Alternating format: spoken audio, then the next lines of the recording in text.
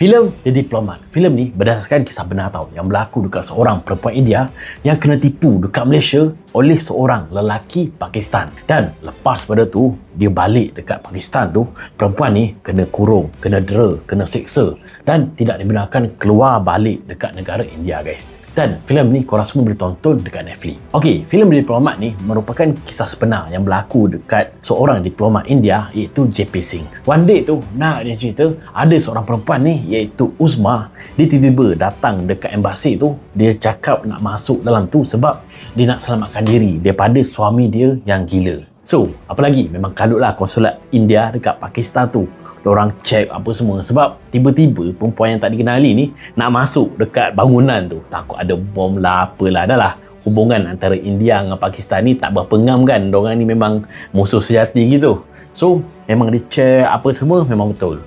Perempuan ni perempuan India dan dia lari daripada suami dia, guys. So, kenapa Uzma ni tiba-tiba lari daripada suami dia, warga Pakistan tu kan? So, JP Singh ni dia pun mula siasat lah. Kat mana asal-usul Uzma ni, apa sebenarnya yang berlaku dan betul ke Uzma ni kena seksa, kena dera dan kena kurung dekat suami dia dekat Pakistan.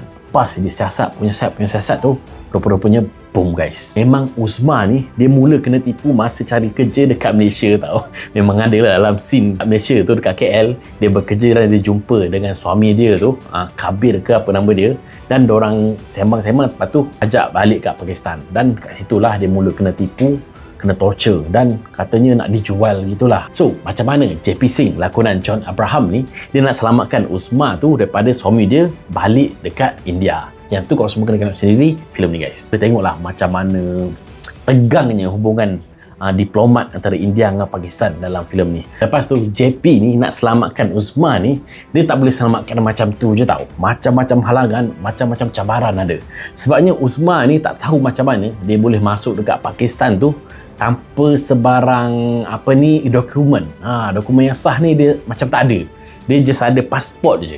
So, benda-benda tu menyebabkan sukar lah nak selamatkan Uzma ni. So, dia orang ada fight mahkamah, ada geng-geng suami dia tu datang nak halang apa bagai. Korang semua boleh tengok dalam filem ni, guys. So, rating aku untuk filem The Diplomat ni, aku boleh bagi 8/10, guys. Komen dekat bawah ni, apa kata korang pasal filem The Diplomat ni?